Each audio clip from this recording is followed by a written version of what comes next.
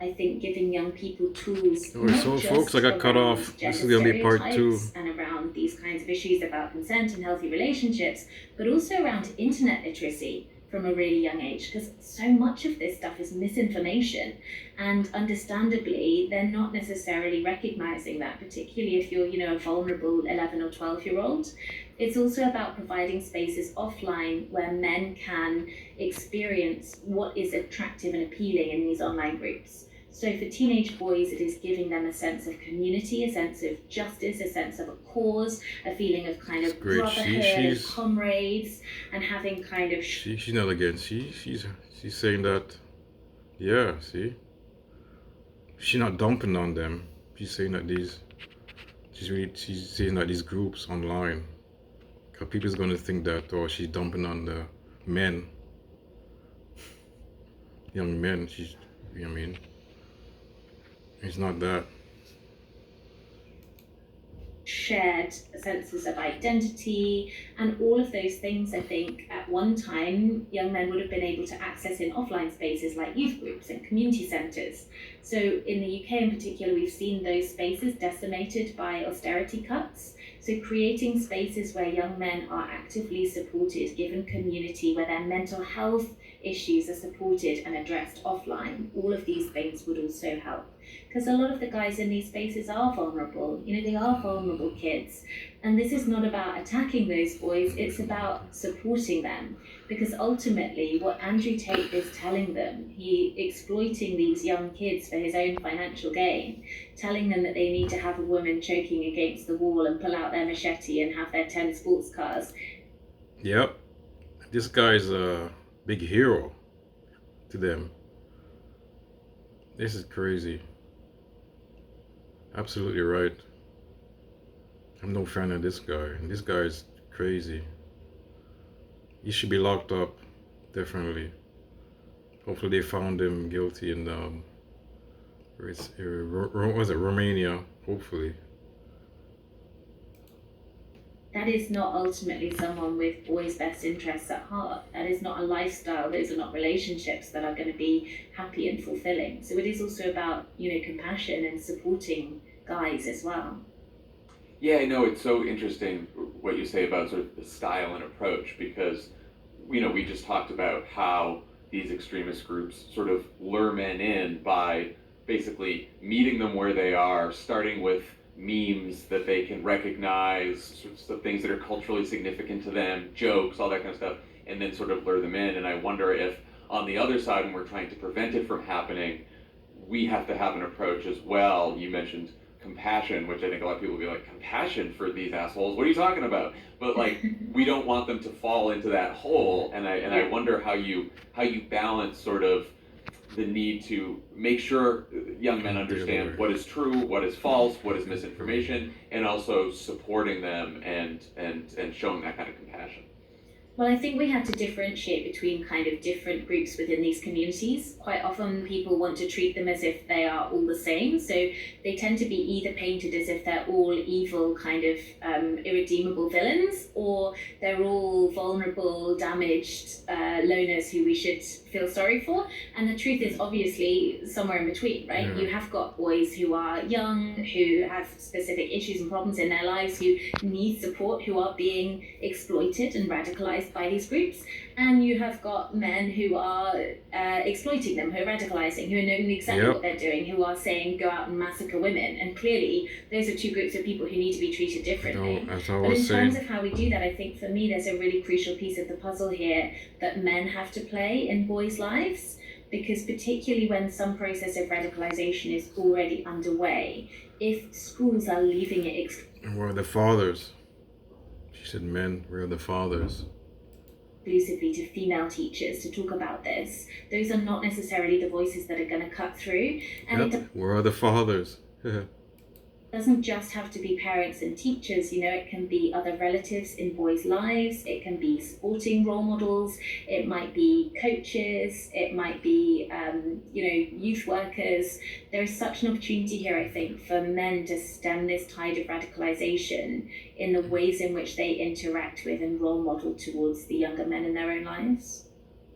Yeah, I mean, look, I have a 2-year-old boy, and like the most important things that I want for him are, health, happiness, and learning to treat other people with kindness and respect, especially women. And I'm It's the golden rule. always thinking about this as I am now a new parent, relatively new parent, and parenting Charlie and parenting a young boy in this world. Okay. Do you have He's advice good. for parents of young boys, fathers of young boys too? I'm wrong. Yeah, I mean, I think little and often is really Mhm. important. I think sometimes people get hung up on the idea that this has to be Okay. one huge terrifying conversation that you have when your kid turns 12 or 13 and it's kind of Yeah. awful for everyone involved. But actually, it's much more, it's not sitting them down and lecturing them, it's finding the small opportunities in their day to day life to give them permission to question and to challenge. So, it's when you're in the toy store and you see that there's a big sign that says girls' toys and there's a doll underneath and saying, that's weird, we like to play with dolls, don't we? Or, hey, look, that's all of the cleaning products and it says girls' toys, but, dad does the cleaning in our house. It's those little challenges day to day. And I think another big piece of advice for parents of kids is not stigmatizing mixed sex friendships. Because from such a young age, like literally from 1 or 2 in playgroups, you will hear parents say things, obviously not with bad intentions, but you hear people say, you're going to be a heartbreaker, look up your First daughters. date. They're on their first date, right? Oh, I think Yeah, someone has I a little know. crush. They'll even Yeah. like pass over the baby and, oh, he likes blondes because he grabs your hand. And I know it's not badly intentioned, It's crazy. but we sexualize these mixed sex friendships to such a degree. Yeah. A good point. I agree. Stop sexualizing young kids, especially at this age, in this way. That kids start to self-segregate by gender in our society from a really young age, and radicalization is massively aided by that, because if boys don't have close friends who are girls, it's much easier for someone on the internet to convince them all women are like this or like that. Whereas if they're thinking, well, hang on a minute, like my really good mate such and such isn't like that, that's a really good piece of kind of armor That's a great point. for them to have. So encouraging kids of all genders to have really good platonic relationships is actually another really powerful thing that parents can do. It's so interesting because I would have, before I had a child, I would have said, oh, well, that first date stuff, the like, oh, they must like each other, they're going to get married today. I would have said, that's harmless. What's the problem with that? Now that I have a child, I can, because you realize how quickly kids pick things up, even at this age, and how they internalize things, and then how they sort of like give it back to you. You're like, oh wow, that really made an impression on you. And they are so impressionable at this age that I really start to think more that like that stuff isn't harmless. Yeah, I think so. And there's so much like that. I mean, the good thing is there are so many opportunities in really small ways to kind of role model this stuff in our own lives. Another great example, I think, is when kids see like older relatives, giving them a choice of how they want to greet them. Like, do you want to do a high five, or do you want to wave, or do you want to do a hug? Rather than, particularly with girls, rather than teaching them you have to go and give grandpa or uncle whatever a hug because, that's what you have to do and their wishes are more important than your bodily autonomy. So, when we talk about teaching kids about consent and stuff, people kind of panic. That's a great point too.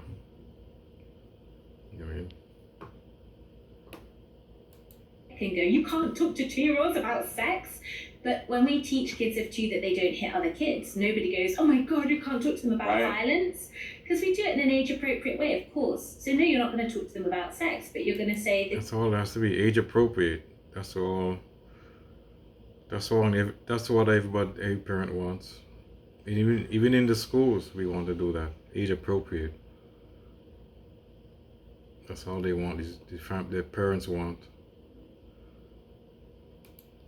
This is your body and you get to choose what happens to your body, and we respect other people's bodies and they get to make choices about their bodies. And, it's that simple. One common thread in so many of these conversations about online extremism, and you brought this up earlier, is sort of a lot of this stems from social isolation that is a hallmark of the extremely online era. And these people who feel isolated for whatever reason then fall down these rabbit holes and find these communities. And so many of the solutions I've heard seem like they are about trying to get people into other communities that are healthier. communities. And I wonder if like how we build those healthier communities, and it probably has to happen a lot online because so many people are living online now. From a young age, how do we build these healthy communities to draw people in to places where they're building relationships that aren't going to let them fall down these rabbit holes? That's such a great question. I mean, I think part of it is about not being kind of preachy and po-faced. So I think part of the reason why the right has been so successful and the far right in this space is because they have been able to appropriate these forms of entertainment and of kind of lightheartedness online in a way that the left hasn't really. So it's partly about playing them at their own game. It's about using Yeah. That's right. kind of memes and graphics and viral videos. But I think it's also a question for men to answer, for guys to be creating these communities and to be supporting younger men into them is really important, because it isn't a question that women can kind of wade in and answer and dictate.